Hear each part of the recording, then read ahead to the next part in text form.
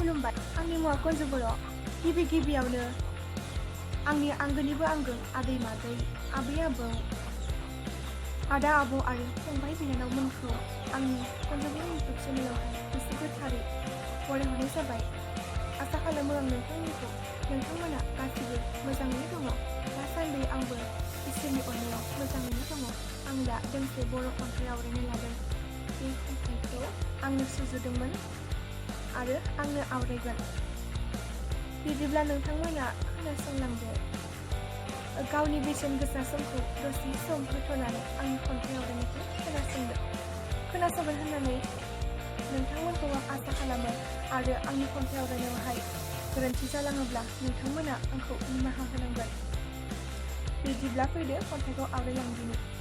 हरिटिकर गामि। सोरगिदिं गाहाय गोजौ हाजो थिला, हाग्रा बंग्रा बेन्दों बेनला, हाजोनि सेर सेर जिरि जिरि दै बोहैनाय। बेसे समायना बेसे रमायना आयौ। रिन्दाव रिन्सि दाउमा दाउसानि मेथाइ खननाय, सान हर मोसा मुफुरनि गाबख्रावनाय, खोलो खोलो बार बारनायजों देमग्लाय देमसि बिफां लाइफांनि मोसानाय। कफा कफि सनाहालि माइ बिसं, हाग्रा सेर सेर नुहां नुवाहां मोनेस्नि सं। बायदि मैया गोमो गोथां गोजा गुफुर बिबारनि मेला, रं बिरंनि सिखिरि बाहां बिरहां बिबारनि बिदै सोबनाय मोसानाय। बेसे समायना बेसे रमायना बेसे गोजोन बेसे सुदेम आय' बे जायगाया। बेखौनो बुङो सनापुरि सोरगोपुरि। हरिटिकर गामि।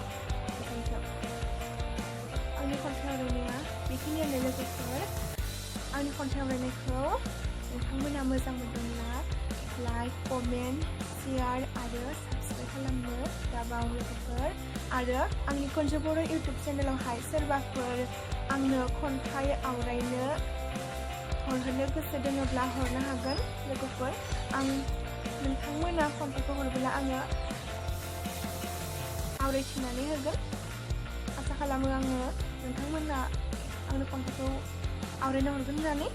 आंनि खन्थाइ आवरायनायखौहाय दिनै बेखिनियावनो दोनथ'फैनाय जाबाय लोगोफोर। Thank you.